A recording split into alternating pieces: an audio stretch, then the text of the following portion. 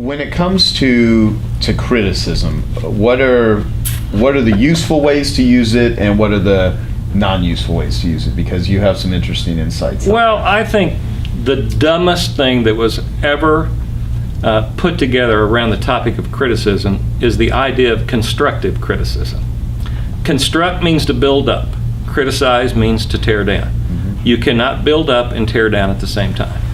So when someone says to me, I'd like to offer you some constructive criticism, I say, pick one. And they go, what? You can either build me up or you can tear me down. I'm a big boy. Pick one and let's go for it. And they're always, it's that whole idea of sandwiching criticism. We've all heard that in every management class. Says if you're going to say something bad to an employee, you say something really nice, and then you say your tough stuff, and then you say something really nice. And what most of us call that is a shit sandwich. Right. And regardless of the kind of bread you package it in, it still comes out tasting like shit.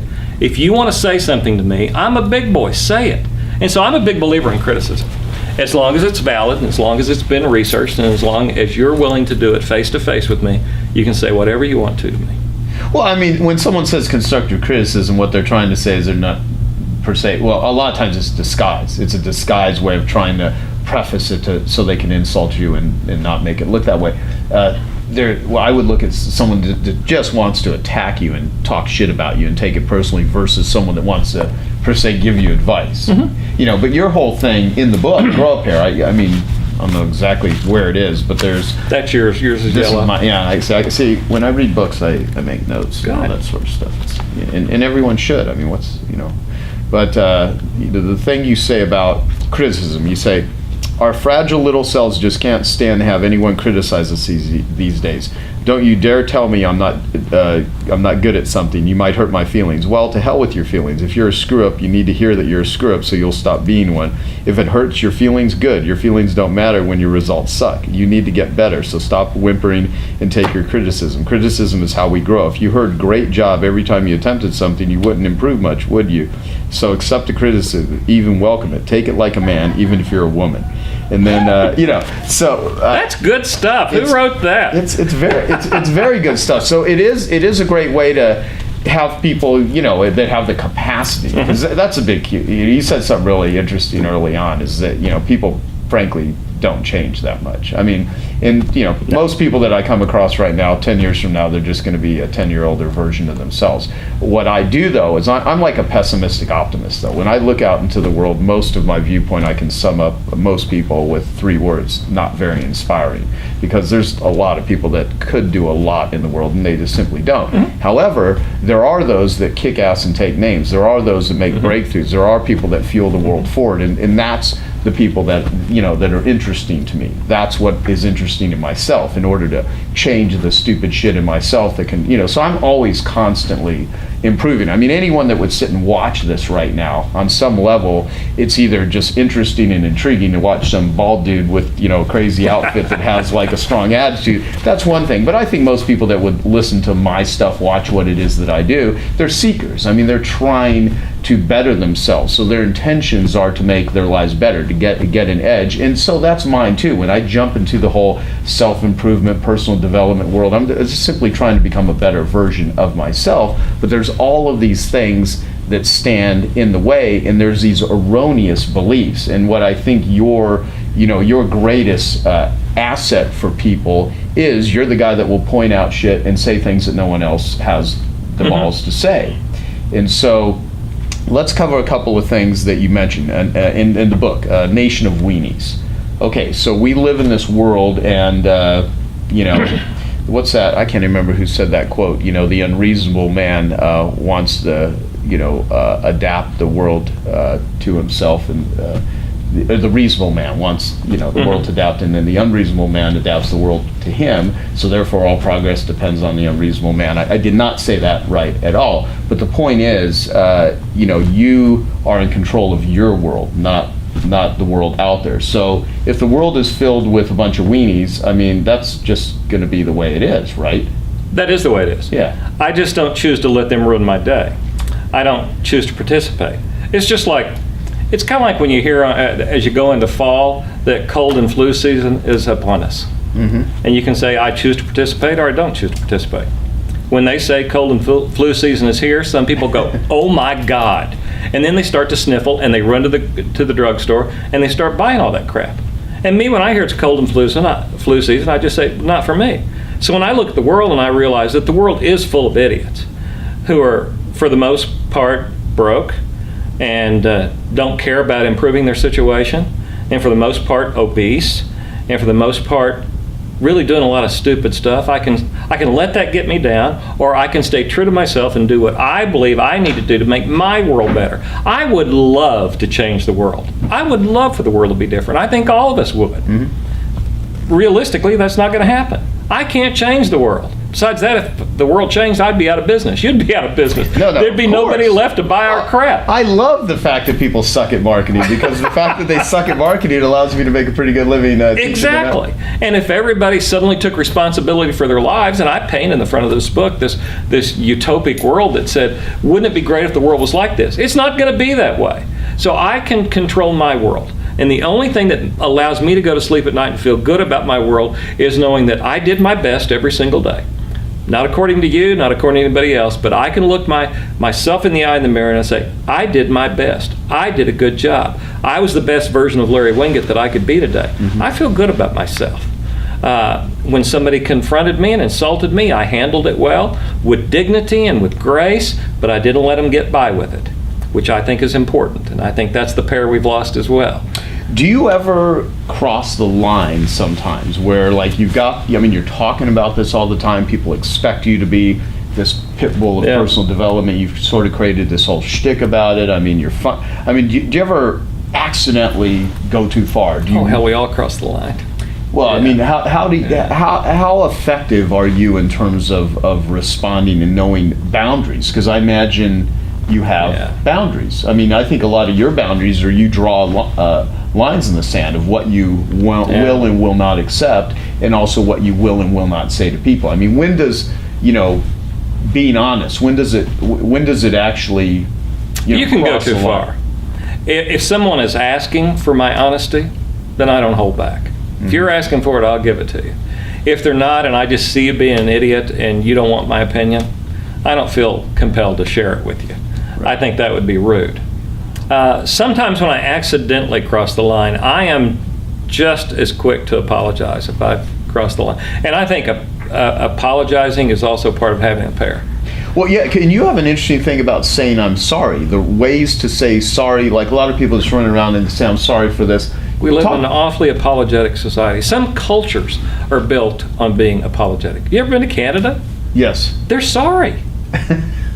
I love Canadians, but it's built in their culture that, they're so nice. They're so nice all the time, Canadians are. And I admire that, but their culture is built on saying, I'm sorry. And I just had a big discussion with a bunch of Canadians this last weekend about that. That's sort of what they've been taught to do.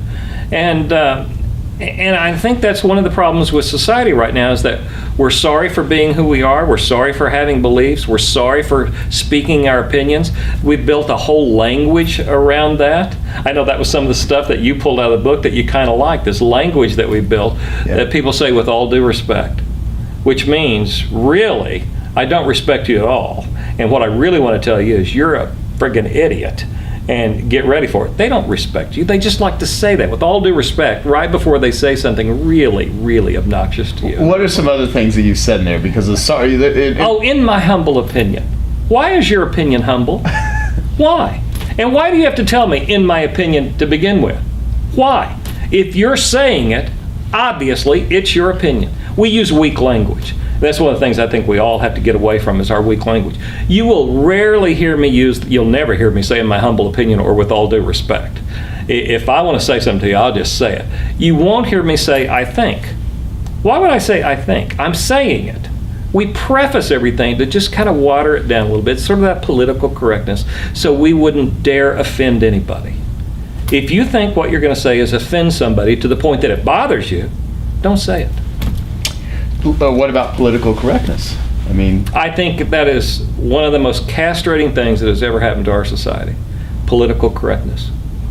I think that we're so careful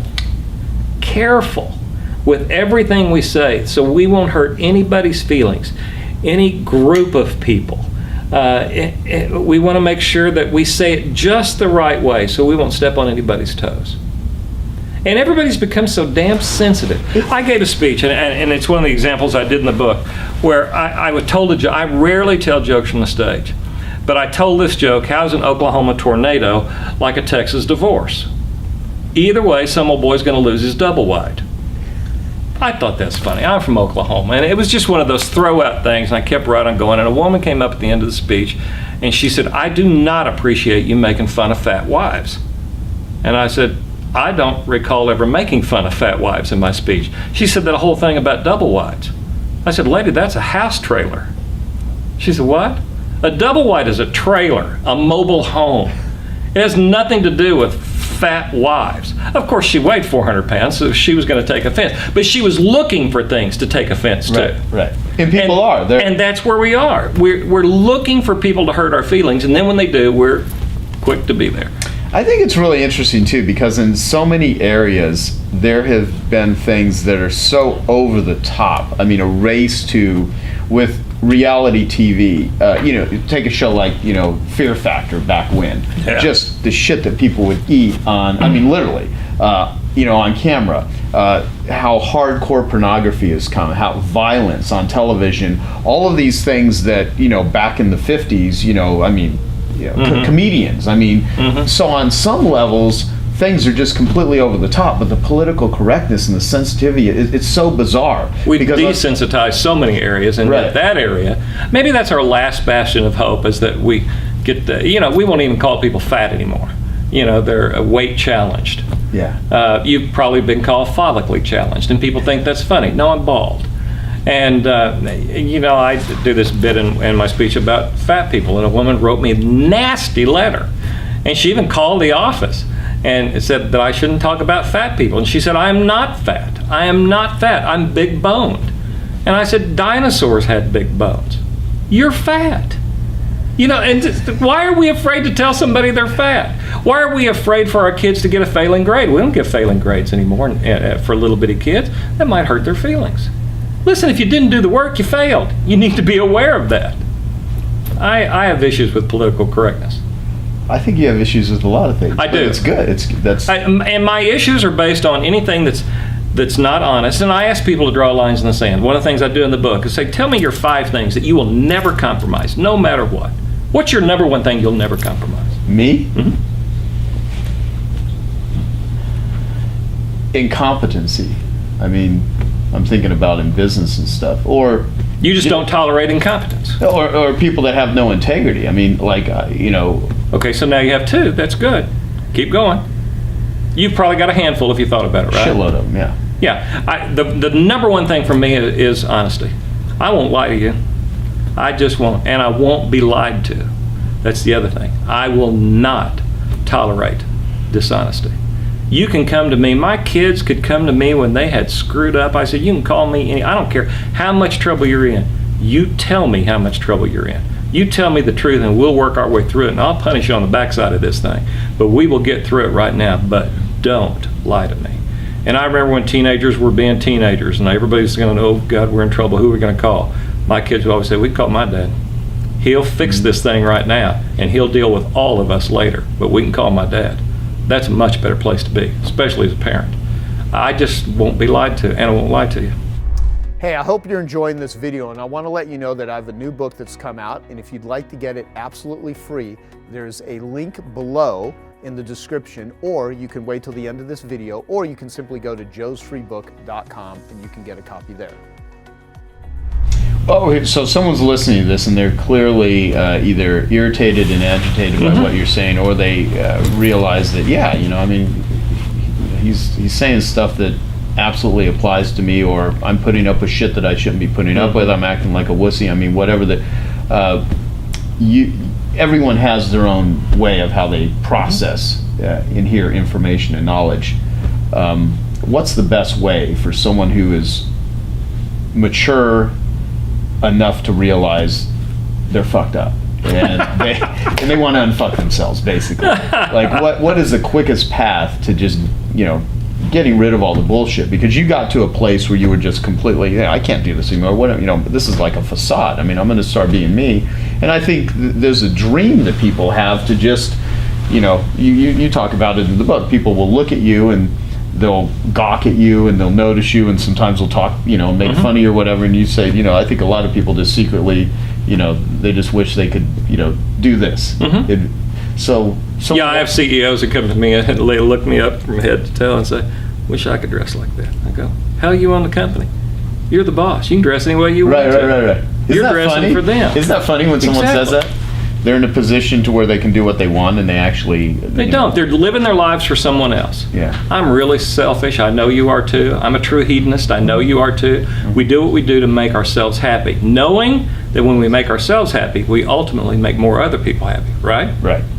When you're true to yourself, and more people need to understand if they got true to themselves, and that's what this is about.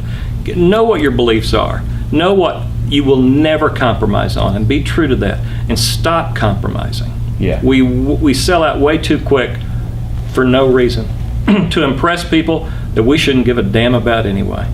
Yeah. Why do we do that? That's sad. And to answer the question, it sort of starts with knowing what it really takes to be successful. I have a philosophy of success that says, first know what you want. And I tell everybody, get 3 sheets of paper. And on 1 sheet of paper, write down everything in the world the way it is right now in your life.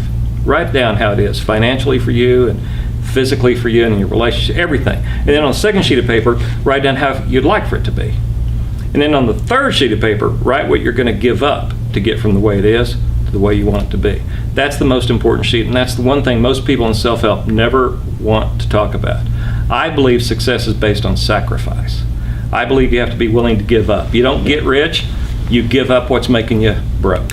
You don't get skinny, you give up what's making you fat. You don't get happy, you give up what's making you unhappy. And it takes balls to give things up. The self-help gurus, the motivational idiots out there will say, you can have it all. We've all heard that. You can have it all. No, you can't. You got to choose. It takes balls. You have to grow a pair to start to look at your life and say, I'm going to choose differently. I'm going to walk away from people and ideas and activities that don't move me closer to my goals. That's the first thing people can do. Yeah, gotcha. Today, I'm going to share with you 5 ways my dad lived his life that can help you live an even better one. The first way my dad lived his life is my dad would hustle. So I grew up in Tucson, Arizona, and we lived on a busy street with lots of cars cruising by. And my parents, years before, had planted this big hedge to drown out some of the noise from the cars. And my dad would get the idea to trim the hedge every few months, but he wouldn't tell me and my brother. He would just wake us up at 5 a.m. on a Saturday after, as teenagers, we were out a little too late the night before. And he'd come down the hall banging on the bedroom doors. Let's go, troops, everybody up. Let's go. We're trimming the hedge today. My brother and I would stumble out in the front yard, weary-eyed, ready for the all-day endeavor of trimming the hedge. You have to picture this. To trim the hedge, my dad would wear Bermuda shorts, a white tank top undershirt, white tube socks with red, white, and blue stripes pulled up to his knees, and a red, white, and blue headband. And all day he'd stand out there on the ladder trimming the hedge with all these cars flying by. And my brother Tom and I knew on Monday it was going to be awful because we're going to get all this grief from our friends about how dad was dressed working on the hedge. I don't know if you ever had a mom or a dad who embarrassed you, but it was pretty embarrassing for us. But my dad hustled, whether it was trimming the hedge or taking care of his patients in his medical practice, he hustled. And I learned that from my dad. I hustled my way to playing college basketball at 5'9". I hustled my way to build our business with Mimi over the last 22 years. Can you hustle a little bit more in parts of your life? The second way my dad lived his life is he took care of his team. So as Timothy mentioned, he was in the South Pacific in a combat zone during World War II. He went over as an X-ray technician. He worked his way up to the rank of sergeant, and he ended up scrubbing in on the meatball surgeries, helping save the lives of the soldiers over there in the South Pacific. One high-ranking surgeon, a lieutenant colonel, actually took a liking to my dad, so he would have my dad scrub in on all his surgeries. The war ended, and even though the war ended, there were still a lot of surgeries because of booby traps and skirmishes with the Japanese, because a lot of the Japanese didn't know the war was over. They didn't have smartphones in those days. So there were still a lot of surgeries and my dad was doing that. Well, his unit decided to throw a party. So they sent a private off to get alcohol. And unfortunately, when the captain called the unit together and asked my dad, all present and accounted for, the private wasn't back. My dad knew what would happen to that private if he told the truth, so he fibbed. And he said, yes, sir.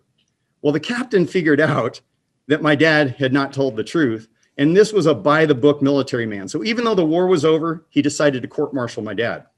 The next day, my dad's scrubbing into surgery with a lieutenant colonel. He said, sir, this may be the last day I scrub in with you. And the lieutenant colonel said, what are you talking about? He said, well, the captain is court-martialing me. The lieutenant colonel screams across the medical tent, bring me the phone. And they come over with a crank phone. Get me the captain on the horn.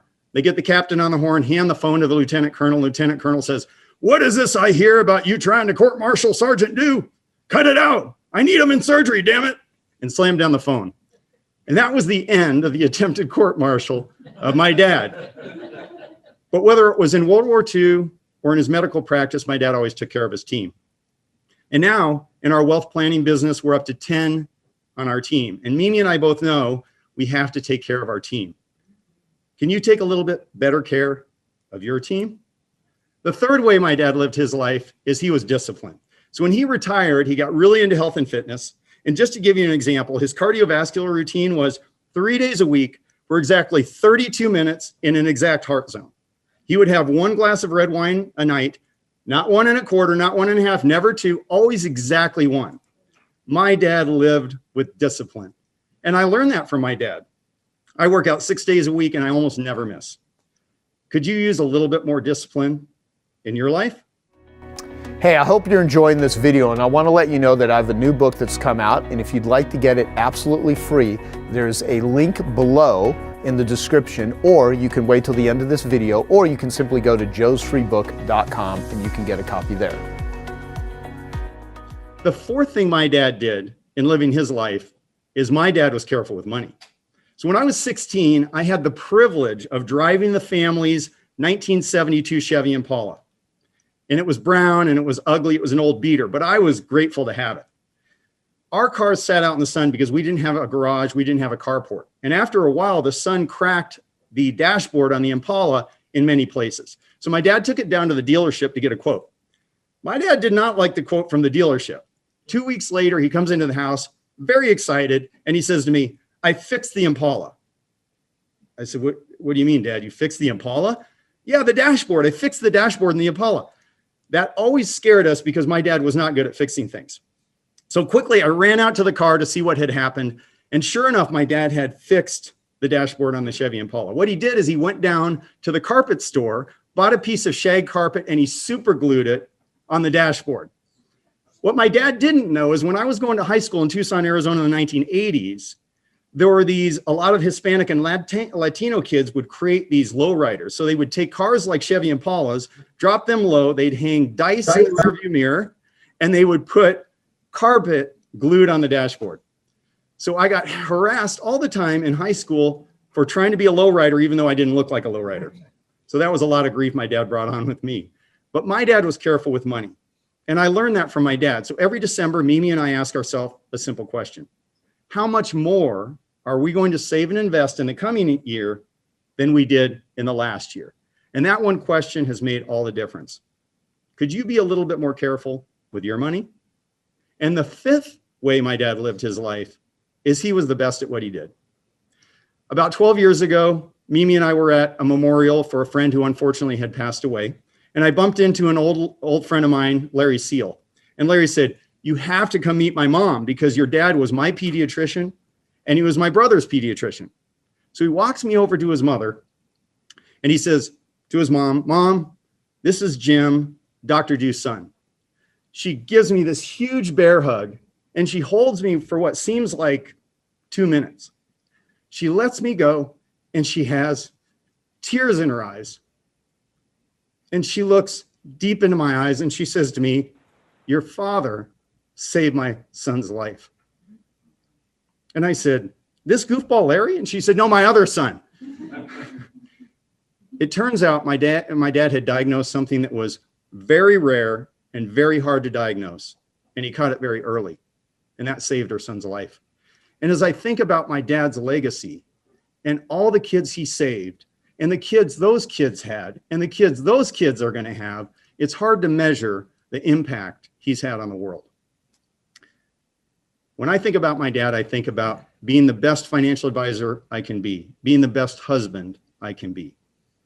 Can you be a little bit better at some of the things that you do? So my dad's 5 life lessons. Number 1, hustle. Number 2, take care of your team. Number 3, live with discipline. Number 4, be careful with money. And number 5, be the best at what you do. Isaac Newton said, if I've seen further than others, it's because I'm standing on the shoulders of giants. And I'm thankful and I'm grateful that I get to stand on my dad's shoulders. And in some small way, after my talk today, maybe you can stand on his shoulders too. If you lost someone you loved, just think of this. They're always with you in your heart and in your head when you think of them. And I think of my dad a lot. I love you, Dad. I'm going to ask you some, which seem like so obvious questions, but coming from you, I'd like to hear your answer. So, sure. What is your advice on someone who wants to be more successful? And you've probably heard this a million times, but what's your advice? Because you're sitting in a room right now with already, from a financial standpoint, people that are in the top percentage of highest income earners in the world. And there's other people that are going to listen to the recording of this. Well, the first thing I'd say is, biggest room in the world is the room for improvement. So I don't care where you are in your station in life, all right? There's plenty to go. I have on my tombstone, I already wrote it out. What does it say? He couldn't sleep fast enough. I don't want to miss anything. I want to go to sleep. I'm afraid that I'll miss something. With the whole world out there and 7.2 billion people, and it's just 208 countries approximately. Things are happening every single day. They're getting their MBAs from Harvard, from Siberia. It's just unreal that there's so much out there. So we're not talking, of course, about money. Everything I write about is not, yes, it's going to unequivocally make you more money. I believe it'll make you 2, 3, 4, 5 times what your net worth is today if you have 3 things. I don't interview anybody for a job once I find out, okay, that they don't have it. I don't hire again anybody. They have to have 3 things. Number 1, they have to be a hungry fighter. Number 2, they have to be a hungry fighter. Number 3, they have to be a hungry fighter.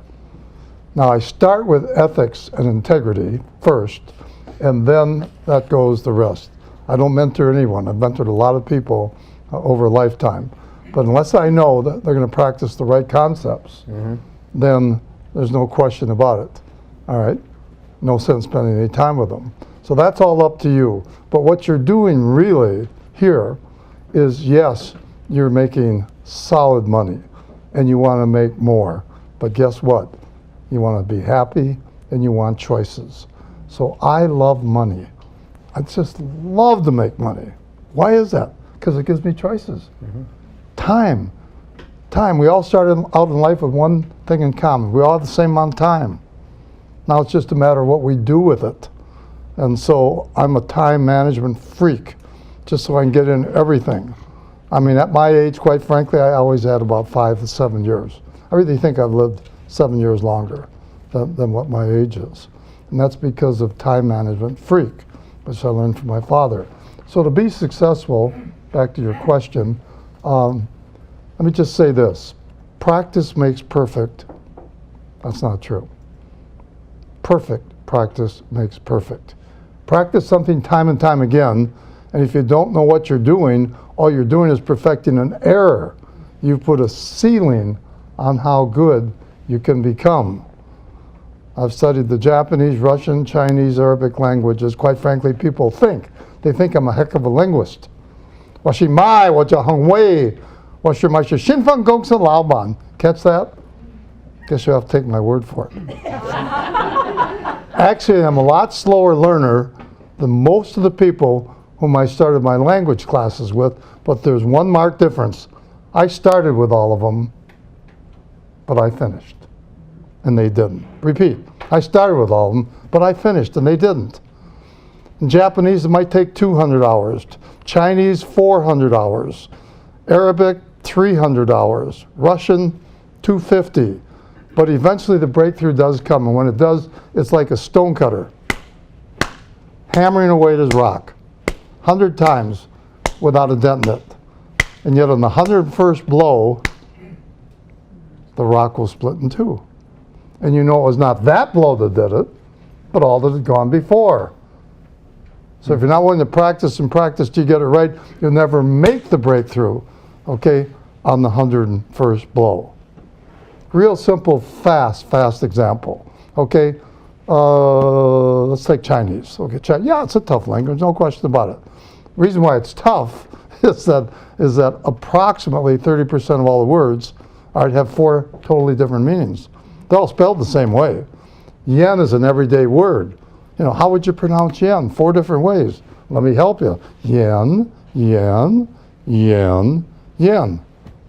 Now this yen means salt. This yen means cigarettes. This yen means to perform. This yen means to swallow. So if you want to count from 1 to 10 in Chinese, goes er san su, little chibacho, sure. Perfect practice makes perfect. Now, I submit to everyone in this room, we make the decision, every one of you, you're going to learn Chinese. I want to know, show of hands, how many can do it. You make a commitment, learn Chinese. How many think they can do it? If I make a commitment. Make the commitment. You're going to do it. How many can get the result? All right, and we got 6, 7, 8, 9, 10 hands. Piece of cake. There's over 1,400,000,000 people that speak Chinese. Everyone in this room can learn to speak Chinese. Quick example. My son, he's at Stanford. He's right at the absolute peak of his learning career. I'm an old fogey, okay, 20 years out of school, whatever. And we decided to go to Japan, so we take Japanese. We go to Berlitz Language School. 3 weeks into the classes, I'm on page, approximately 35. He's on page 100. So what? So he's 3 times faster than I am. I still got there. Took me, 3 times longer. And so every one of you can do that. Now, if I can talk about this for a moment, I've made a list, and I have approximately 20 coaches. I have a coach for everything. I have a speech coach. I have a language coach. I have a humor coach. I have a tennis coach. I have a golf coach. I have a marathon coach who's been by my side all 10 of those marathons. I have, as you know, a language coach. I have a dancing coach, according to my wife. Thanks to my wife. I have a memory coach out in New York. On and on and on and on, 20 of them. Why do I have all these coaches? Because whatever my God-given talent is, whatever my God-given potential is, that's it. I can't do any better. I'll have a project, time and action important, time and action calendar, go get the best advice I can in the world, not the United States, study it, practice it, try my guts out, and guess what? I don't give a damn about the result, because I can't do any more. I've lived my whole life that way. Can't do any more. I've written all those columns and books and everything, and basically it comes down to 3 words. Prepare to win. Boring. Would you rather buy Beware the Naked Man Who Offers You a Shirt or Prepare to Win? Would you rather buy this book? Okay, all right. You haven't hit your peak yet, or Prepare to Win? Would you rather dig your well before you're thirsty? No. But that's the 3 simple, basic things. Prepare to win. And as I say, very boring. But that's the reason why. I never worry. Because the only time you're nervous is if you're not prepared to do something you're supposed to do. I talked to 15,000 people in Vegas 3 weeks ago and launched a new company, which we'll be talking about in a little while. And why should I be nervous? As long as I prepared my guts out, which I did do. But if I didn't, and I have to come out there and fake it, holy cow. I'd be so nervous. So I submit to each and every one of you, yeah, go through your entire life and you give it all you got and you prepare to win and you do your homework and you seek advice, and the probability goes dramatically up that you will perform well. Do you experience, Long answer, I'm sorry. no, it's good. Do you experience fear? Do I have fear? Yeah. No. No, fear of failure? It can be fear of anything. It can be fear of living, it can be fear of dying, it can be fear of, no, I would, Did you ever? well, these are all kinds of questions Joe have never answered before. You know, have I ever, trying to think. Yes, yeah, I can think of one time, for sure. Yeah, I had very, very serious prostate cancer that had spread. And that's a real problem, trust me. Knock on wood, all luck, I got out of it, I'm still here, 25 years later. So yes, that was a medical fear, for sure. And other than that, no life-threatening. Well, I did have one other one, another quick story if I can. I'm talking to 1,000 people, it's in New York. It's 7, 8 years ago, and it's at a theater. Theater goes straight up. The floor is cement, and I'm 30 minutes into my speech, and I faint, dead away, hit my head, all kinds of blood everywhere. They tell me I was unconscious. They get 911 there in 3 minutes, and they take me to the hospital. And 2 days later, what did I do? I had E. coli in my blood system. And then I flew myself to, my wife came and got me, flew to the Mayo Clinic, 23 days in the hospital, and that was a pretty good chance, might not make it. So that's the medical fear that I've had. Now, the reason why I tell you that story is the CEO of the company called back, and he, a little hemming and hawing, and he said, you know, after about a couple months later, he said, and he paid me obviously an obnoxious honorarium. He said, how about you coming back and finishing that speech? And I said, well, of course, obviously I will.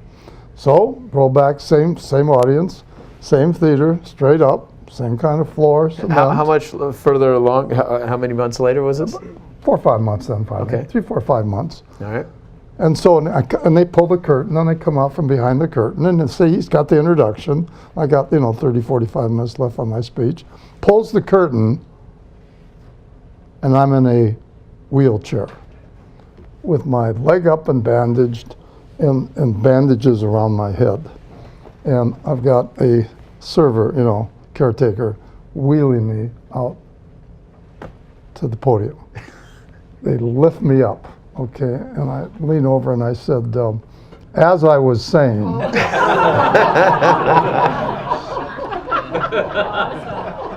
now, the reason I tell you that story is because creativity, and this is the most creative guy on the planet, you know that. I haven't told you anything that you don't know. I admire him just tremendously, but creativity, to add creativity to your life. I wasn't creative, but I got a creative coach, and she taught me how to be creative.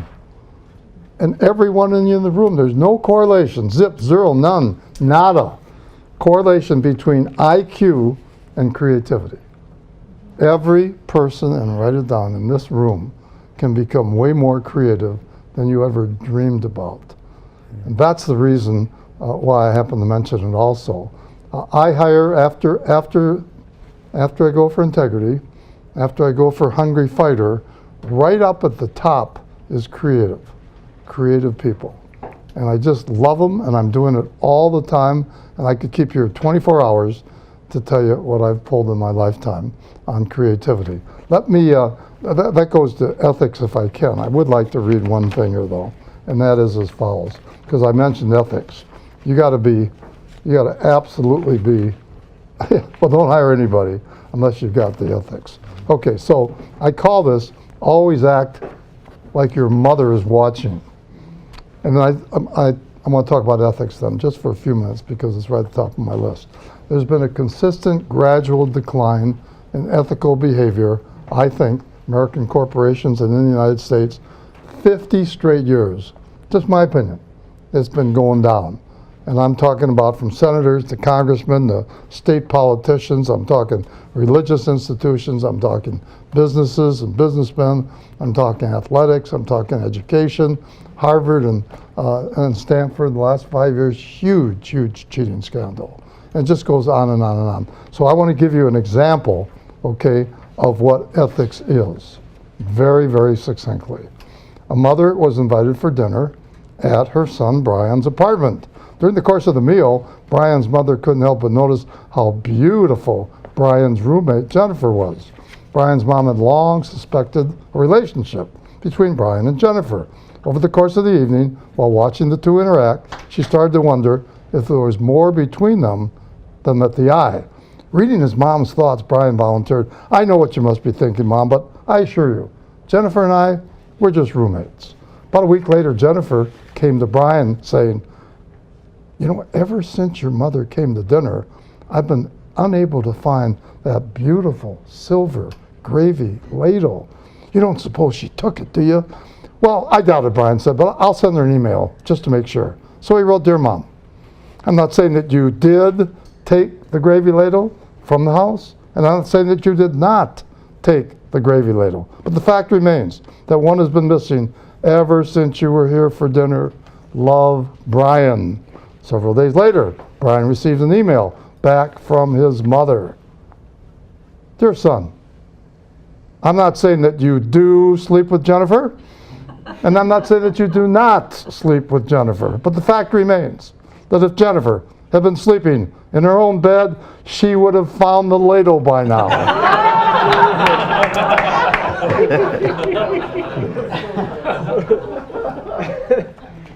McKay's moral: if you have integrity, nothing else matters. If you don't have integrity, nothing else matters. So anyway, I'm looking for humor all the time. I'm looking for creativity. It's everywhere there, and I just submit and challenge everybody in the audience to don't be boring. Don't be predictable. Don't ever send another letter, without thinking about it. Don't ever send another email, a text, without thinking about it, without maybe putting a little bit of humor in there. Don't ever give a gift. Creativity and gifts, I could talk about that for an hour without giving it a lot of thought. Don't ever make a call on anyone, any customer, someone important, without giving a lot of thought. Don't ever pick up the phone, which is just really a powerful tool like you've never seen, without thinking and writing down. Pale ink is better than the most retentive memory. Let me just repeat that. Pale ink is better than the most retentive memory. Write it down. So when I'm calling a customer, I know exactly what my opener is. I know what the middle is. I know how I'm going to ask for the order at the end. Very, very important. And then with some humor too. So that's my philosophy, one of them. Yeah, that's great. So you, with your books, with your talks, with your articles, with radio, I mean, everything that you've done over the years, what are you really hoping happens to the people that you reach? What are you really trying? You're teaching business principles, but so much of what you do is about connection, and it's about relationships, and it's about longevity. What do you wish will come out of, like, say, a reader of your new book as an example? What do you want to have happen? I can go back to how you become successful, and I can go back to answering that question indirectly, but so important. And again, it's pretty much my whole life. And that is, can be described very simply. When my father got a hold of me, age 18, right out of high school, going to college, lost my mother, breast cancer, age 49, he taught me the following. Hi, I'm Harvey. Hi, you're Joe. Right to my brain bank, I say to myself, and this has been going on since age 18, right to my brain bank, I say to myself, how can I help Joe? What can I do for Joe?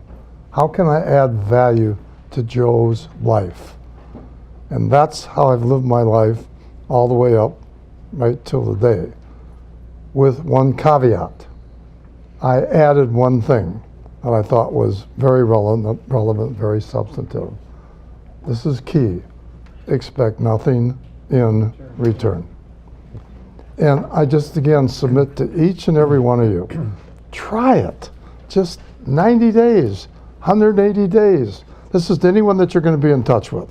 Now, someone you're not going to be in touch with, I have a way of doing it because I can send him or her a book or something like that. But everybody you meet that you know you're going to be in touch with, just delve into that brain and try to find out a little bit about them. And that can come back to the McKay 66 at a later time here, a few minutes later. That's what I do. That's what I practice. That's what I'm looking for. There's no substitute for helping people get what they want. And you've all read it. You all know it, most of you. You don't know not to expect not expect nothing in return necessarily, all of you. But if you try it, again, 60, 90 days, 120 days, you won't believe it when you get up in the morning. It's exciting to get up in the morning because you're looking forward to helping some other people.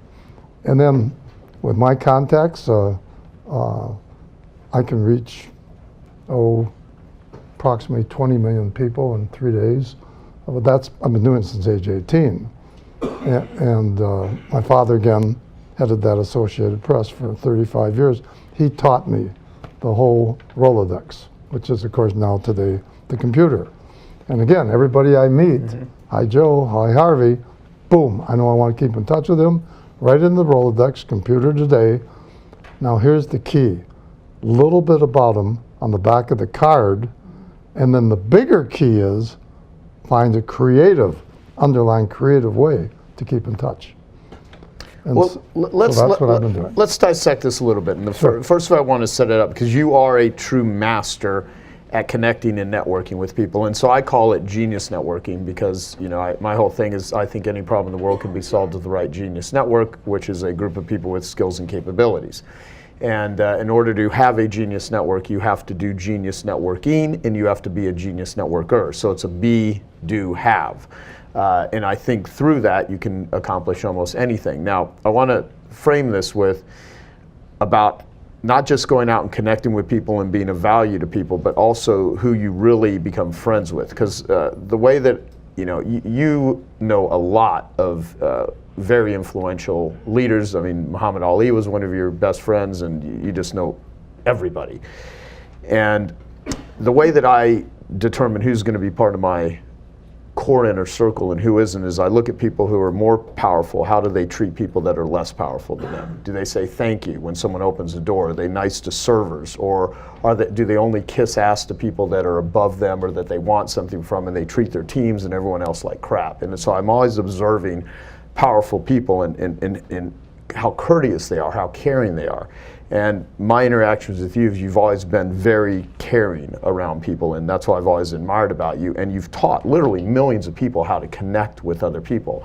So everyone here has the ability to deepen their relationships, bond with their clients at deeper levels, develop not only business relationships, but great friendships, and you're a master at doing this stuff. So I'd like to, and you talked about McKay 66, right? So you that in perfect is perfect. Yeah, so I'd love for you to talk about that, not just business relationships, Sure. but relationships in general. Well, let me tell another story to illustrate part of your point. You better know who's buttering your bread. Very, very, very important. And there's a superstar businessman who walked into a Philadelphia restaurant, sat down. The busboy comes up with a pat of butter and a roll, and he says, "I'd like another pat of butter." Busboy says, "One pat of butter to a customer, sir." He says, "Don't you know who I am?" He said, "No, who? My name's Bill Bradley. Graduated #1 in my class, Princeton University. First string All-American basketball. First string All-American academic basketball. First round draft choice, NBA, elected, Rhodes Scholar, elected U.S. Senator. Those are very impressive credentials, Mr. Bradley. Don't you know who I am? No, who? I'm the man in charge of the butter."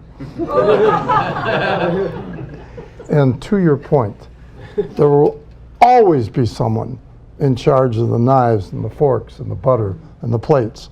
And we have to be nice to everyone. Yeah. It's important to be nice, but nice to be important. And you can't ever forget that.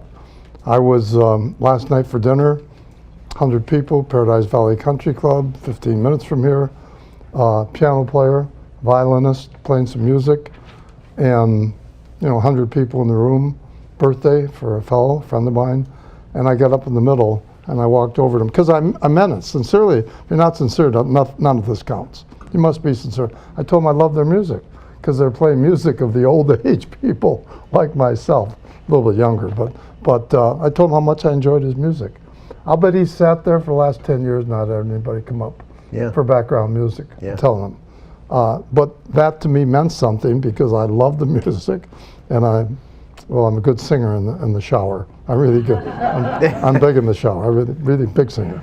So back to now then, another part of my life, major part of my life. I'm 18 years old. I go to college, got my degree, think I'm really big, know it all, and so forth. Then I get out of college, age 21, go to work for an envelope manufacturing company. They throw the yellow pages at me. Yeah, good luck, kid. And just didn't have a chance. I really had problems the first 6 months. And interesting, fellow's name was Carpenter. Came back one day and my dad asked me to find the old grizzly there. And I said, ask him for advice. I said, tell me, how long do you call on a customer? And he said to me, depends on which one of us dies first. And that's, again, when I learned my persistence, I would never give up. So then I'm calling on 300 accounts in the Twin Cities, St. Paul, Minneapolis. I'm 21 years of age, having a problem. And one day, I just decided, hey, I'm going to humanize my selling strategy. I'm going to find out as much as I can about all 300 buyers. I'm going to come up with 66 questions, and it's called the McKay 66. I want to know where they were born. I want to know where they went to school. I want to know about the spouse. I want to know about the kids. I want to know about their names. I want to know what turns them on. I want to know what his political persuasion is. I want to know him or her, how many jobs they've had, what turns them on. And I came up with these 66 questions. And for the rest of my life till today, even last night, I have kept the 66 basically on every single human being that I want to keep in touch with. Someday I'll read you yours. Yeah. Okay. Yeah. But that absolutely took Swim with the Sharks to 5 million copies in 1 year. My guys were crazy, that salesperson. How can you give this away? It's crazy. I said, look, 9 out of 10 people aren't going to do it, and we're 30 years ahead of the people that are going to do it. So I'm going to share it with the world, which I, in fact, did do. So, little aside, if I can, with Swim with the Sharks and 5 million, being creative, I want to be the first one to say, this is 30 years ago, money back guarantee if you don't like Swim with the Sharks. I'm not sure I was the first one. I don't know. I couldn't prove it. But I had a 3-week fight, World War III, with my publisher, William Morrow and Company. Interesting, okay? I finally prevailed. They sold 5 million copies. 27 people asked for their money back. 7 of them were my best friends. I guess they wanted to keep me humble. Right. So back to the McKay 66 then. You want to go deep with every relationship. And what we teach at McKay Mitchell Envelope Company, which is my partner now, what we teach is, guess what? This is not just for customers. This is for suppliers. I want the best ink company in the country. I want the best box manufacturer, the best carton manufacturer. I want the best paper supplier. Anyone who walks through our front door, there's no difference between a customer and a supplier. We keep 66 on everyone. And when I'm out calling and still making calls, of course, then that gatekeeper is really important, he or she. Very, very important. So I keep a 66 too on the gatekeeper. And it's just real simple. That's all. This is another fabulous story. Red buttons. None of you, any of you ever heard of red buttons? Oh my God. God, I thought the median age here is about 35. I don't know. There's a bunch of millennials we got here. Yeah, Right? well, I'll tell you, it's loaded with. Anyway, red buttons. This is just brilliant genius. See, one of the funniest comedians that ever lived. So he told the story that he was on the city, 52 circuits. 52 cities. You go out and back for his whole life. Every time he came back to the hotel room after having dinner or meeting some people, guess what he did? He made out his holiday card, his Christmas card. He put right in there, their son is Jody. Is so-and-so going to graduate? Did he get make the soccer team? He wrote something from what he learned because it was fresh in his mind, and then he mailed them all at Christmas time. They thought he was a genius for 40 years. Best memory in the history of the world. Yeah, but it's just, again, a little creative idea, but wow. You know what? I've actually heard you say that before, and that's one thing I have not yet done, and that is a freaking fabulous idea. And if first off, I'm curious to see with like the internet age, and you see even your terminology, we call on customers, right? Now you say that to a young person. I mean, this is like there's no internet. You physically go visit them in person. You call them on the phone. You are doing manual labor in order to go and connect with people. And we now live in this day and age where people don't make phone calls. They don't go and visit people. Some do. Agreed. And the ones that do have an incredible advantage. People don't use direct mail. They don't do cards. They don't do postcards. And I mean, I've said this to thousands of people. 1 out of 100 ever does it. But I was like, if you want to improve your connections in your network, mail out 10 postcards, letters, anything physical. I mean, even if you text or do email, it's going to be better than what most people do. But you genuinely, every day, 5 days a week, you don't have to do it 7 days a week. It'd be 20 times a month. And if you did that for an entire year, a year from now, your network will be off the freaking charts. Your connections, your relationships, how people appreciate. And no one does this stuff. Short notes yield huge results. Mm-hmm. I've been sending notes all my life. No one can talk me out of this thing. No, nobody can. President Bush, Father Bush, and Clinton, more Bush than Clinton, never, never, never would have been president of the United States without sending out short notes. Mm-hmm. I mean, I met Bush in an airport with his roommate, who was a friend of mine. I got a note the next day. Not just a total stranger in an airport. He sent out notes his whole life. So what I do is I scan, you don't know what newspaper means, but anyway, I scan the newspaper. I listen to television. I'm looking to catch someone doing something right. I'm looking for someone that just became, okay, they just made an acquisition. Their daughter again just did this, their son did this, and I'm looking to write that note. I'm up to now 700 people that I wish happy birthday to. So every day, I've got 1 or 2 or 3, sometimes I've got 6, sometimes I have none. Been doing that since age 21. And boy, I want to tell you, when you remember someone's birthday and you just call them, that's all, it is just remarkable of what happens. And then we teach our sales force, they have to know the birthday of their customers, right? Yeah. Have to know the birthday of their customers. And guess why? Because they go see them with a creative gift. They don't buy their business. They come with a creative gift, and they walk in and see them on their birthday. Yep. You can't believe how much our sales force writes up the business on someone's birthday. And I guarantee you, 9 out of 10 competitors, they don't think about that. And just back to the book then for a minute, up until this book, I've gone to 25 cities, all 7 books. And I'm, again, lucky to be on Oprah and Larry King and Good Morning America and all the shows. But then I would go to Kansas City, and I go to Sacramento, and I go to all these little towns where the big hitters don't go with my 25 cities. They roll out the red carpet. Austin, Texas. I mean, I just remember all these book signings. So no one does book signings around the United States, unless you're a major political figure. Almost nobody. But I did all that one-on-one. There's no substitute for one-on-one. I've tried to make 5 to 10, somewhere about 5 to 10 business deals where I get on the phone and I tell them, I would like to come and see you for 300 seconds. That's all I need. And the people have said yes. I fly 4,000 miles, 2,000 over, 2,000 back, for 300 seconds. Because that 300 seconds, one-on-one, that if we get the order, we will perform. I will be your 911. Okay, you can call me 24/7. This means a lot to us. You can say a lot in 5 minutes. Say goodbye. I almost always get the order. No, I've so far, and this is as braggadocious as it gets and as self-serving as it gets, but not intended to be so.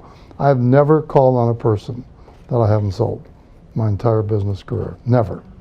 Assuming not, if the piddly little account and we can't get return on investment, anybody we wanted to sell. And my sales force, our sales force, they're way up there in the percentages too. In 80 to 90%, everybody they call, why? The McKay 66. Little things mean a lot, not true. Little things mean everything. And by doing all these little things over a period of a lifetime, that adds up to success. Incidentally, my definition of success is having a predetermined plan, successfully carrying it out over a long period of time, all right, and having a damn good time doing it. It's just simple, 88 IQ stuff, but it's simple. What do you regret in your life, if you do, if anything? Yeah, I certainly have regrets. Biggest business disappointment is when I regret, I call it dig your well before you're thirsty, another title of one of my books. But I regret coming to work and having a 12-week strike. We've only had one bad year in 50 years, 50 plus years, whatever. When they struck us for 3 months, that was a big, huge business regret because I didn't think they were going to do it, and I got a little bit cocky and confident.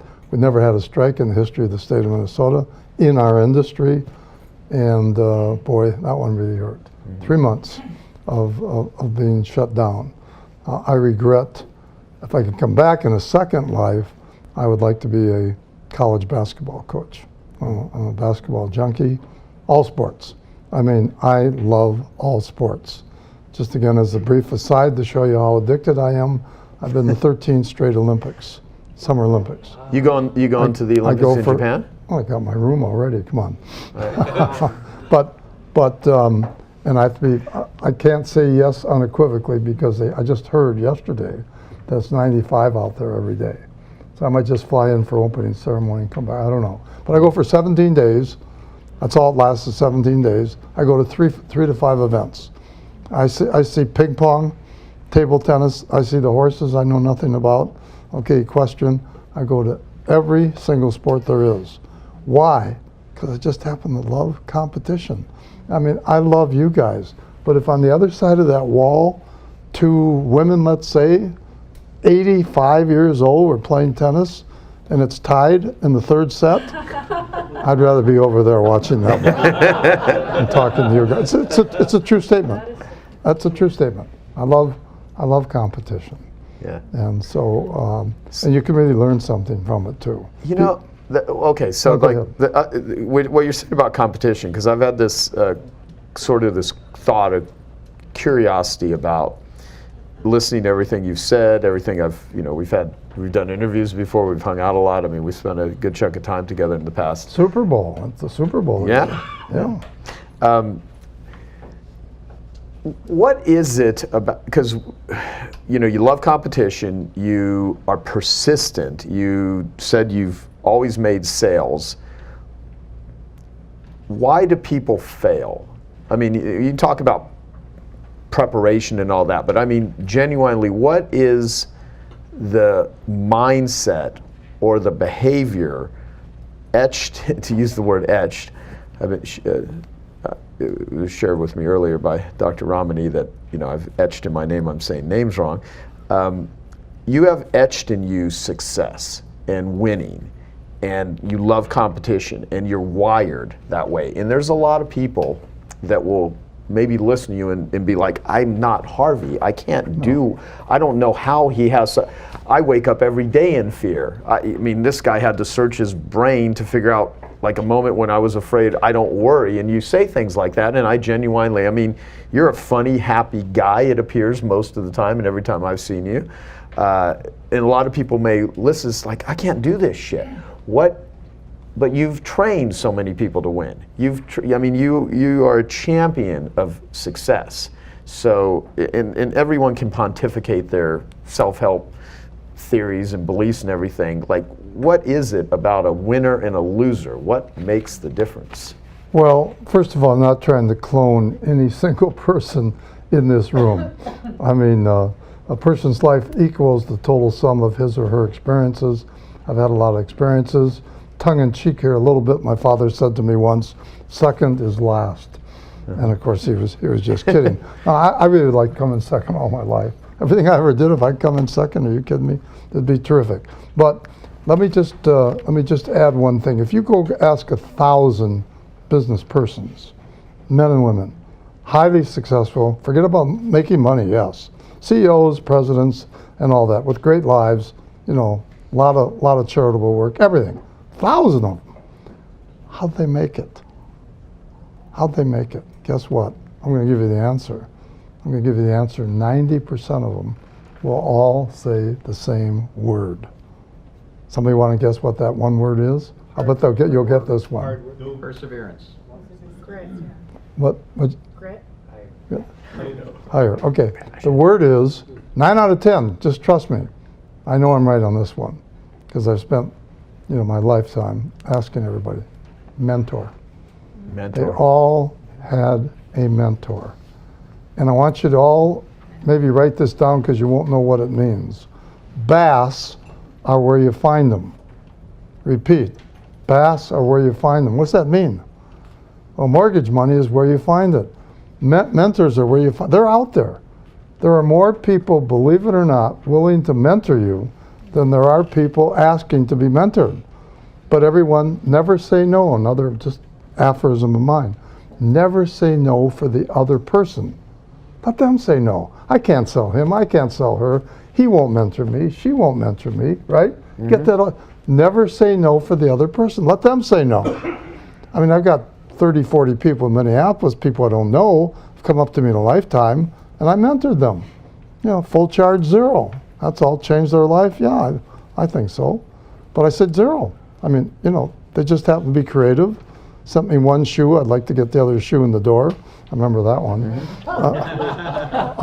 But they become creative. They read my material. They never say no for the other person. They call up. And so everyone in this room has to practice that also. But you can't do it all by yourself. You really can't over a lifetime. And here's another fallacy people don't understand. Mentors, everybody thinks mentors are older than you are. Nothing could be further from the truth. I've got 35-year-old mentors. I mean, the best guys, they happen to be men.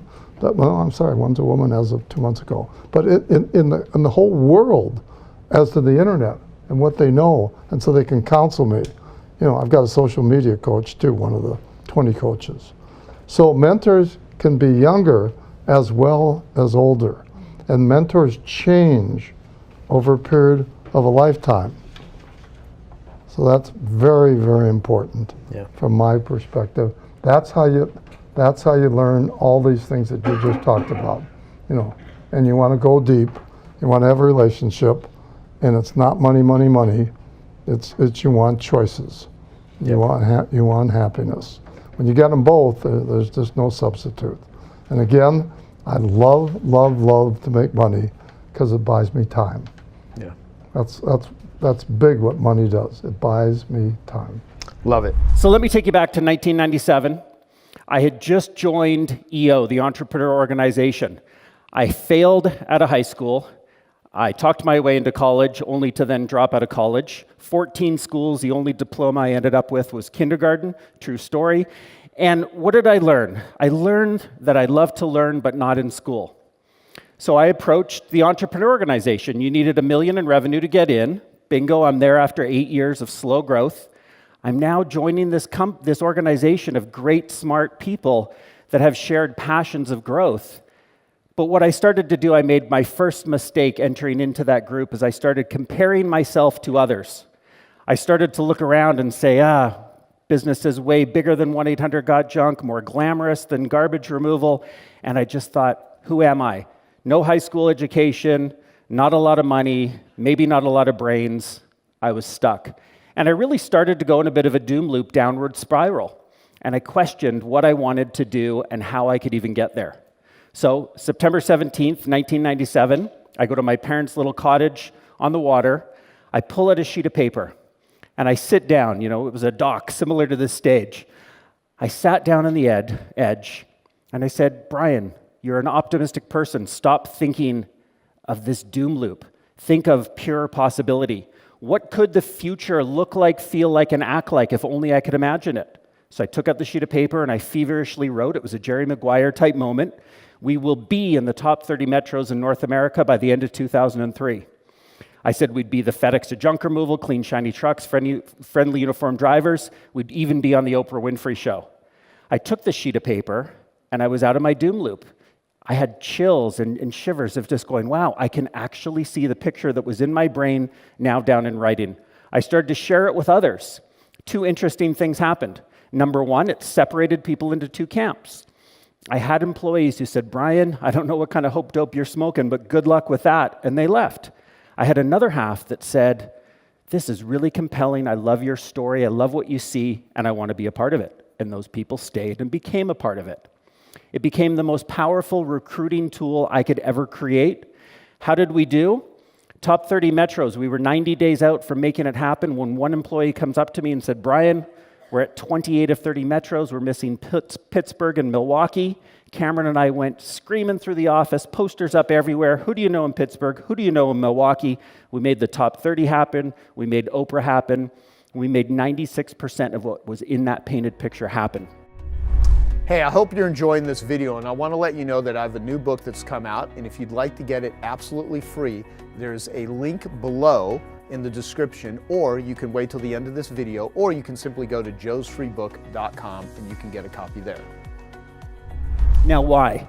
Science would say that it's your reticular activating system. We all know when we're in an airport, we're stressed, we're about to miss a plane, we hear our name over the loudspeaker, you pay attention. Your mind pays attention, as Dan Sullivan says, your eyes and your ears focus on what your brain needs to know. A painted picture tells people what is important. Not just the entrepreneur, but what do you want every person in your company to be aligned around? When they're faced with tough decisions, what are they zoning in on? What's their North Star? So we made these things happen. The company started to grow. Cameron and I set a $100 million painted picture, and we looked another 5 years out together. And what was interesting about that time was we had to make decisions moving quickly. We needed to know that everybody was aligned. Now, with Cameron, I remember he would say, Brian's the vision guy. He came up with the 100 million. I'm the executor. I'm just going to reverse engineer and make all the magic happen. Sort of true, but I think Cameron did not give himself credit at the time. He knew a lot more about vision and how to make it happen than he let on. So I said, Cameron, you say you can't think about vision. You can. If you could go anywhere in the world right now, money's not an object, where would you go? I don't remember his response, but he said it out quickly. He told me what the beach looked like, who was with him, the cold Corona in his hand. He described everything about that dream vacation. And I said, see, you just need someone to ask you questions, and vision can happen. One of the most grateful gifts that I think Cameron ever gave to me and to my companies is the ability to ask probing questions.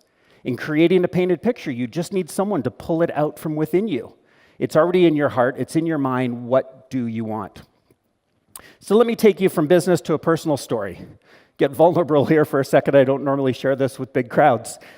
But I was with the same woman for 19 years, high school sweetheart. I questioned myself in and out of that relationship a few times.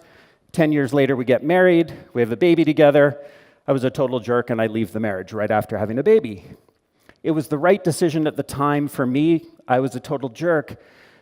But my life started to fall apart in many ways, and it started to affect my business. Until Dan, one of my entrepreneur buddies, said to me, you know, you got a great painted picture for your business. I bet you don't have one for your personal life. What are you going to do about it? So I retreated and started writing one out for my personal life. And I know that you share painted pictures with your loved ones and those around you. So I remember after I wrote it, I shared it with Cameron. Here's my vision. And one line stood out to him. It was about my ex-wife saying that we will always be best friends and cheerleaders in each other's courts. Cameron said, Lisa hates you. She will always hate you. There's no way this will ever happen. And I said, well, it's in my vision. I believe, I see it. I'm going to work my butt off to make it happen. And sure enough, I did. Proof of that is when I went dating and looking for my next marriage, my last marriage, I got out there and I was tired of dating, so I started to write down everything I was looking for: personality, interests, height, eye color, everything. And I get a phone call from my ex-wife, Lisa. We're now great friends and cheerleaders in each other's courts, and she says, so Brian, I know you've been looking for someone. I found her. I said, my ex-wife is not going to set me up on a blind date. I'm sorry. She pushed me for a year. We went on the blind date. I actually looked at my list the night after my blind date and went, holy crap, that is magic. So painted picture. I ended up getting introduced from my ex-wife to my new wife. Couldn't be happier. Found my soulmate. Life's all great and works like magic. Let me give you one last example to conclude on a business side. We were 2012. Cameron was out of the company at this point in time. We had a great growth trajectory together, but then the financial meltdown happened, 08, 09. I had a failed COO I brought in. That didn't work out, and things were rough. My franchise partners lost faith in me, and it was 2012. We did a conference in Vegas. Brought everyone together, about 600 people, and Cameron and I had this concept, lean into the future. It's leaning into 5 years ahead to see what things look like, feel like, act like, and creating a painted picture. So as a leader, I had to go out and create the next painted picture when people didn't believe about growth. So I said, we will double our business in 5 years' time. And I'll read you something I wrote that I read out as I walked. You're just checking in on Facebook. Where is it? Okay. So I walk out on stage.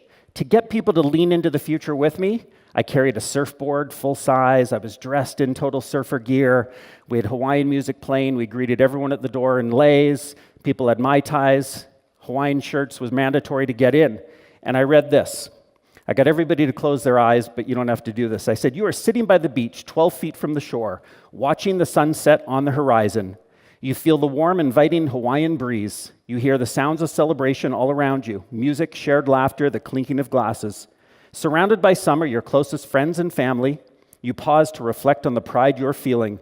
In every entrepreneur's journey, there is a dream of what is possible, a vision of what success looks like. You have achieved yours. You have doubled your business, and the journey isn't over. I then read our 2016 painted picture calling for another double. And what happened? People told me after Mai Tais at the end of that night, they didn't really see it. They said, it's great that you got all the Hawaiian theme, Brian, and you spent some money there, but I don't see it. I said, you will. And we read it together as a company every quarter until we made it happen. How did we finish? $224 million in revenue at the end of that year. We were in Hawaii, and when I was on stage, I turned around and I said, holy crap, we are 12 feet from the shore. I can hear clinking of glasses. I had nothing to do with organizing the event, but everything I had read out and envisioned had come true. So I think when Joe asked us all, do we think we've got the power to change the world? We can all change the world with one small idea planted in your mind, put in paper as a painted picture, spreads, and magic happens. So as everybody knows, the world has drastically changed over the last 2-3 years. We will never go back to the normal, and business is not as usual. There is a war, and it's not the war in Ukraine or a war on drugs, but there's a war on consciousness. And the next step in this war is a global recession, and we're on the brink of it today. How do I know this? Well, besides going down deep rabbit holes myself, over the last 5 years, I've been invited to different groups of power and influence known as secret societies, and have gotten a firsthand look at how money and power is accumulated and influenced at the highest levels. The key players are not the politicians and the billionaires, but the shadow organizations who control them. What's going on in plain sight is that a deeply entrenched global power system is doing everything it can to preserve and expand its control and power through big tech and big finance. During the pandemic, this foundation was laid out for the next phase of this plan. Between January 20th and January 2020 and November 2021, 4 central banks pumped $9 trillion under the story of stabilizing the economy. 9 trillion. Just to give you an idea how much 9 trillion is, so just 1 trillion, if you were to stack $100 bills for just 1 trillion, you would be twice as high as the International Space Station. So 9 trillion would be 9 times higher than that. So what really happened with all of this money? Well, in the news, we saw stories about historic levels of unemployment, underemployment, financial insecurity, yet we saw the largest wealth transfer in modern history. In the US alone, there's $2.1 trillion for billionaires that amassed more wealth. And secretly, healthcare professionals and experts like this guy became the largest landowner in the United States. The deck is stacked, and now we're ready for this recession, or are we? Now, knowing that the next move in this war is a global recession, what can you do? Well, over the last 2 years, I've been putting together what I call the New Millionaire's Playbook, a guide on how to win this war and create a life of freedom, sovereignty, and abundance, and help redefine millionaire as someone who positively impacts 1 million lives. Now, in this 10 minutes, I won't be able to go through the entire playbook, but what I'm going to do is share the 4 keys that will help you unlock this beautiful future that we actually have the opportunity to co-create. Key number 1 is resilience. You need to protect your wealth. As an example, inflation, as most of you may know, is at its highest it's ever been since 1981. That means that it's at 8.6%. That means that if you are not earning at least 8.6% return on your capital right now, you're actually losing money. Most of us know that the banks aren't our friends, and they certainly don't have our best interest at heart. So the question becomes, how do we create a life and reality that isn't dependent on this broken system? So here's some of the things that I'm doing. For one, I'm diversifying my liquid and illiquid assets based on what's accessible and useful to me and my family. I want to be prepared for the worst case scenario, that either a real or a false flag cyber attack may take down the grid. Again, I'm not a doomsdayer, as most of you guys know. I'm an eternal optimist, and we'll get more into this thinking shortly, but I believe in minimizing the downside when there's a clear and present risk. Here are just a few of the ways that I am diversifying and mitigating risk, and you can too. Hey, I hope you're enjoying this video, and I want to let you know that I have a new book that's come out, and if you'd like to get it absolutely free, there's a link below in the description, or you can wait till the end of this video, or you can simply go to joesfreebook.com and you can get a copy there. Precious metals, particularly gold. Precious metals are an excellent investment because they historically beat inflation. While it's a slower and longer investment strategy, they are also a good form of security to preserve your wealth. So what you want to do is have some gold in an insured vault, and have small denominations at home, because worst case scenario, we might actually have to transact in gold coins if things do go crazy, which I wouldn't rule out these days. Next is investing in regenerative land and real estate. Land is something that you can't just keep printing. The government will keep printing money, but you can't keep printing land. And so one of the things that we're doing is looking at regenerative land projects that we can invest in and actually be able to grow food and feed off of the land if we need to. Self-sufficiency. While this doesn't directly affect our financial portfolios, I see investing in self-sufficiency as one of the most important investments of our time. I want to be prepared for the worst case scenario, like I said. So I'm looking at energy through solar, direct water source, permaculture to grow our own food. And I sound like a crazy prepper, but we're actually storing a year's worth of non-perishable foods so that we could survive if things go crazy. And I'm also playing volatility in the cryptocurrency markets while mitigating risk.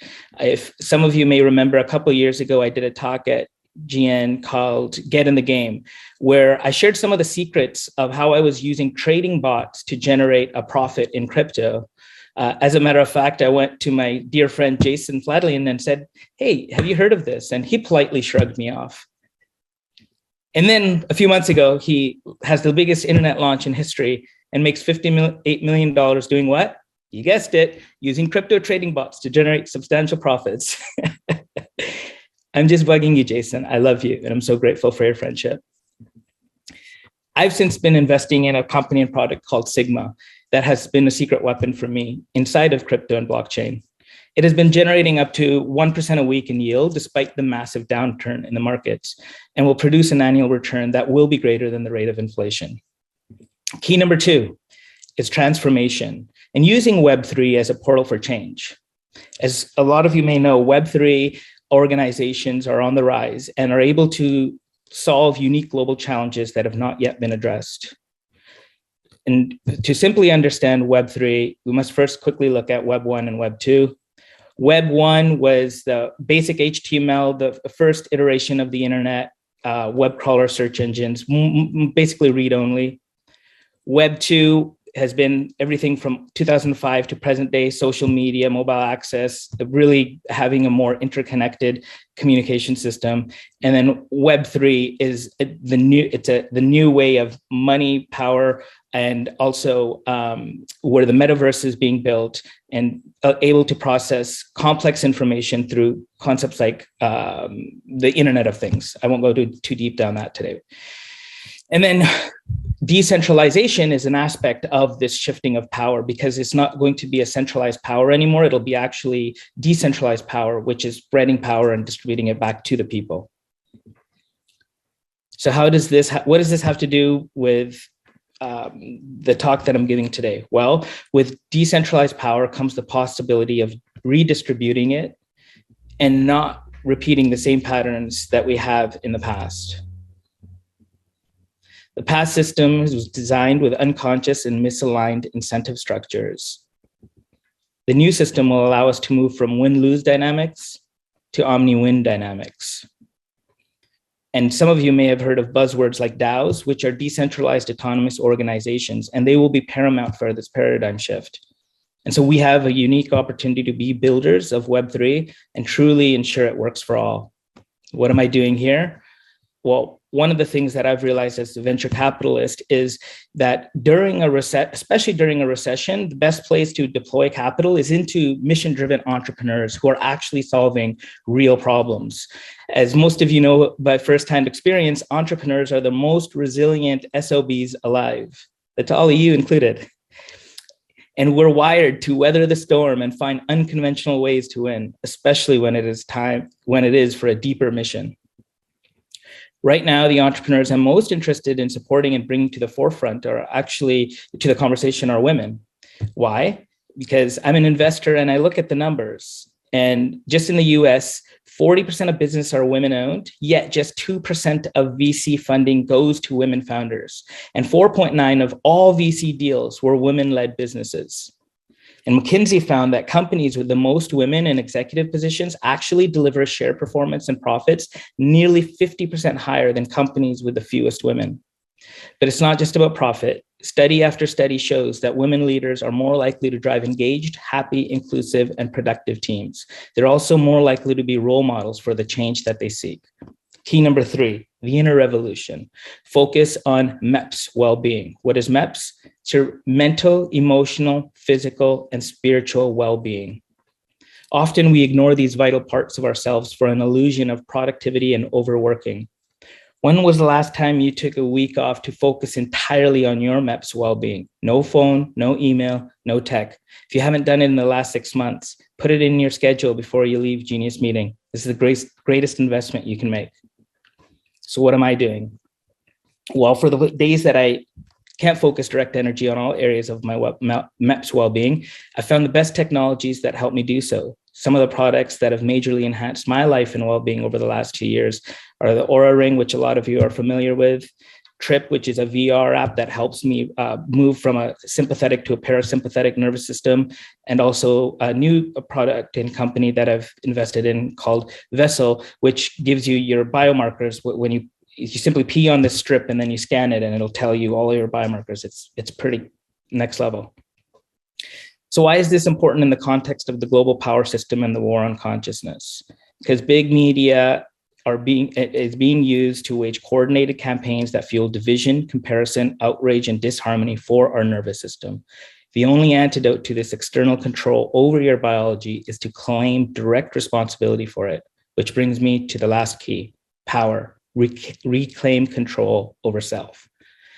As I mentioned earlier, it's not billionaires or politicians who necessarily rule the world. To see how we are being controlled, we have to look at the many power systems that start at the top, which are behind the scenes. Those at the top of the power and control system use fear and the power to attain their means, and it's trickle down to the masses. And when we're in a state of fear, we don't make good decisions. We operate from a sympathetic nervous system and constantly active, and we're not as open and receptive to love. And what am I doing here? The antidote I've found to being taken over by fear actually comes from this really powerful book that I recommend everybody read if they haven't. It's called The 15 Commitments of Conscious Leadership. One of the viewpoints that I learned through here is this distinction between life is happening to me when we're in victim mode to life is happening through me, where we understand that we're an active participant in the unfolding of the universe. And when we're able to come from this place, we're able to co-create the reality we wish to have before our eyes. Simple exercise you can practice around this is think of a situation in your business or life that feels out of your control and not the way that you would like it to be. And then just answer this question. If life is happening through me, what is this situation asking me to do? So to conclude, the 4 keys are 1, build resilience, 2, invest in transformation, 3, focus on the inner revolution, and 4, reclaim your power. Okay, I hope you found that video awesome and useful. So if you want to get a free copy of my book, I want you to click here. And if you want to watch some more videos that'll be useful and awesome, click here. Go ahead. They're over here. Do it now. Come on. Thank you. Watch them.